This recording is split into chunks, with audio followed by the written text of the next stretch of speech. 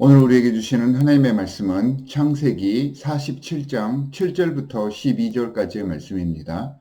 제가 주님의 말씀 대독해서 읽도록 하겠습니다.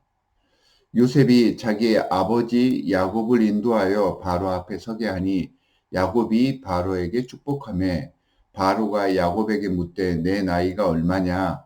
야곱이 바로에게 아뢰되 내 나그네 길의 세월이 130년이니이다. 내 나이가 얼마 못 되니 우리 조상의 나그네 길의 연조에 미치지 못하나 험악한 세월을 보내었나이다 하고 야곱이 바로에게 축복하고 그 앞에서 나오니라.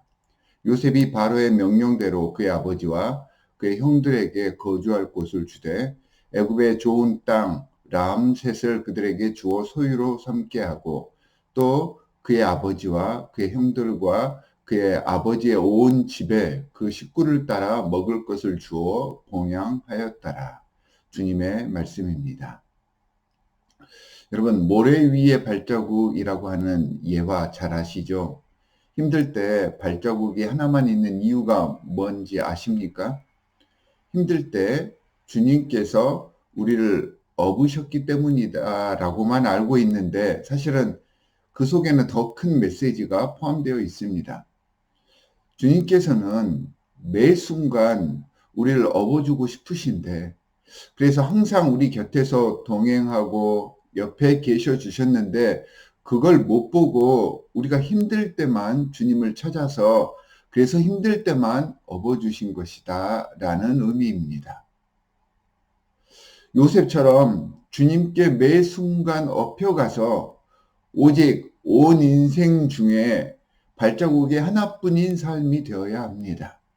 그 순간 나만 형통한 사람이 되는 것이 아니라 내가 머무는 곳, 내 주위에 있는 모든 이들이 형통한 삶을 사는 놀라운 복이 임하게 되는 것입니다. 여러분, 말도 되지 않는 것 같잖아요. 내가 세상의 부품인데 어찌 세상을 바꿀 수 있겠냐라는 의구심이 들 수도 있습니다. 하지만 그렇지 않습니다. 여러분이 있기 때문에 세상이 존재하는 것입니다. 하나님께서 우리를 사랑하시고 축복하시기 위해서 세상을 창조하셨습니다. 제가 전에 창세기의 창조 과정을 이야기하면서 하나님께서 에덴 동산을 창조하신 그 이유에 대해서 말씀을 드렸던 적이 있습니다. 우리를 위해 만드신 것이 이 세상입니다. 여러분이 스스로를 인정하고 주님과 하나 되었을 때 여러분들로 인해 여러분 주위가 형통해지는 것입니다. 이것이 주님의 자녀들의 능력입니다. 주님을 인정하고 따르는 사람들의 축복입니다. 요셉의 여호와 신앙은 그의 아버지 야곱, 이스라엘로 인해서 시작된 것입니다. 힘들고 어려운 나그네 인생을 살았던 야곱, 신앙의 여러 선조 중 하나인 야곱의 영적인 결과물, 영적인 유산이 바로 요셉입니다. 이 요셉의 아버지 야곱이 요셉에 이끌려 이집트의 왕 바로 앞에 섰습니다. 그리고 오늘 본문에서 그에게 축복하는 그 장면이 소개가 됩니다. 사랑하는 성도 여러분, 그 장면을 한번 상상해 보시기 바랍니다. 감격스럽지 않습니까? 지금 이스라엘이 이집트 왕 바로를 축복하고 있습니다. 모든 이집트의 관료들이 보는 앞에서 이집트의 신으로 추앙받는 왕 바로가 변방의 한 늙은 족장으로부터 축복을 받고 있습니다. 축복하는 자, 하나님의 은혜를 세상에 인도하는 자, 하나님의 사랑을 모르는 자들에게 증거하며 그들도 함께 주님의 평강 안으로 인도하는 자가 바로 하나님의 백성들의 정체성인 것입니다.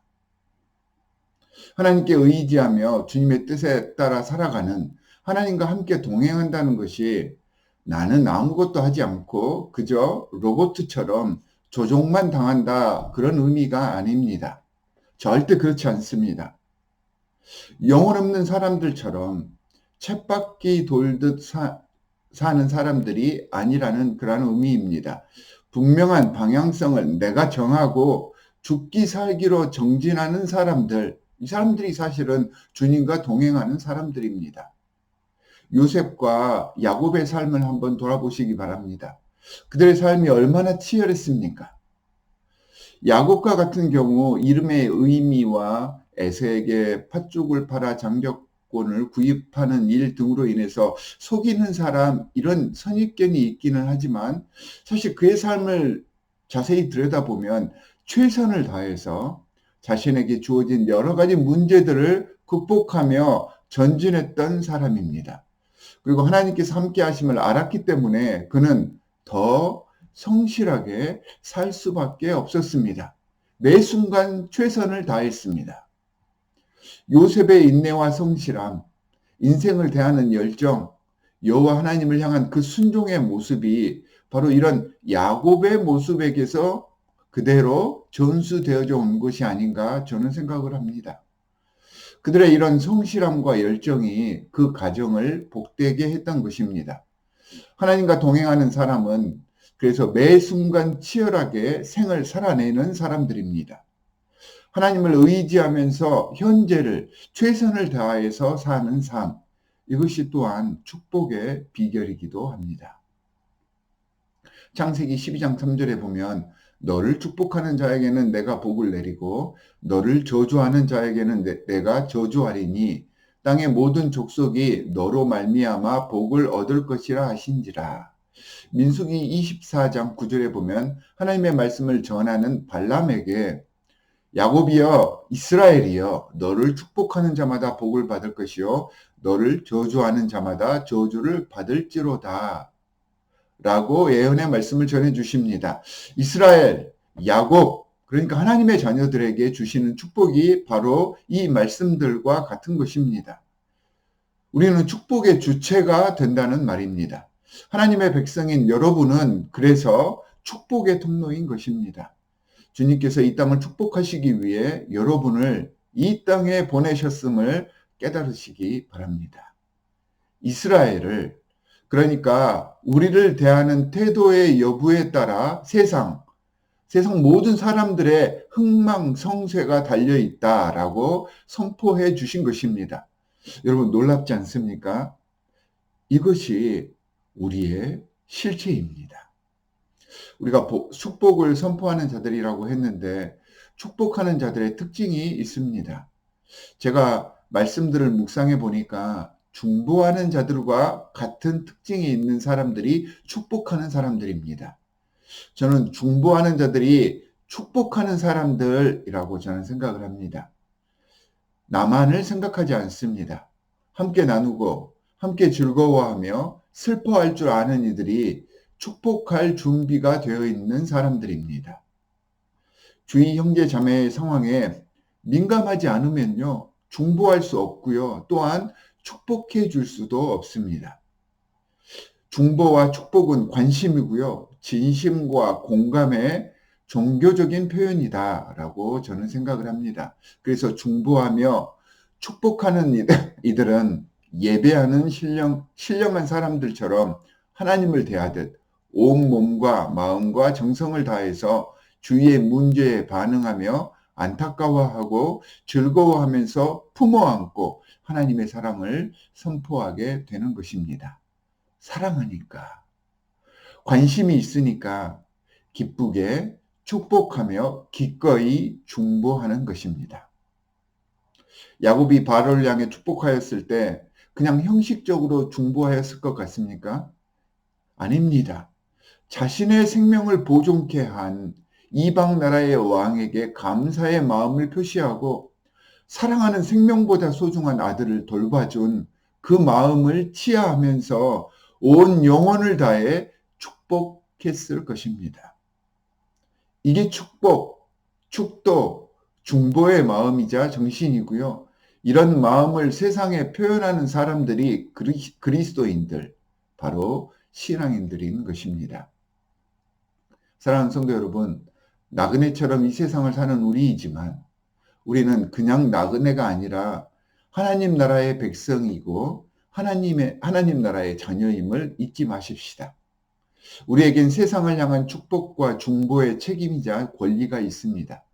주위에 항상 민감하며 주위에 좋은 영향을 미치는 선한 하나님의 일꾼으로서 오늘 하루도 축복받는 중보하는 참 믿음의 자녀들이 되시기를 주 예수 그리스도의 이름으로 축원합니다. 두 가지 기도 제목을 드리도록 하겠습니다. 첫 번째는 우리가 중보하고 축복하는 하나님의 성도의 삶을 살 수 있도록 해 주십시오라고 기도해 주시기 바랍니다. 하나님께서 허락해 주신 이 감사의 계절 가을, 이웃과 함께하는 풍성한 추수감사절 될 수 있도록 우리를 인도해 주십시오라고 기도해 주시기 바랍니다. 함께 기도하겠습니다. 하나님 아버지 정말로 감사합니다. 우리는 하나님께서 이 땅에 세우신 하나님 나라 백성들입니다. 하나님께서 이 땅에 우리를 세우신 이유는 우리 주위에 있는 모든 사람들을 축복하고 중보하게 하기 위해서 세워주셨습니다. 이 사명을 잊지 않게 하여 주시옵소서. 감사의 계절을 맞아 우리 주위에 있는 모든 사람들에게 사랑을 나누며 관심을 갖고 축복할 수 있는 참 하나님의 사도로서의 삶을 살 것을 이 시간 서원하오니 우리와 함께하여 주셔서 주님 나라 건설에 귀한 일꾼 삼아 주시옵소서. 오늘 하루도 이 말씀을 부여잡고 승리하는 삶을 살 것을 주님께서 인도하여 줄 줄 믿으며 우리를 구원하신 주 예수 그리스도의 이름으로 기도하옵나이다. 아멘.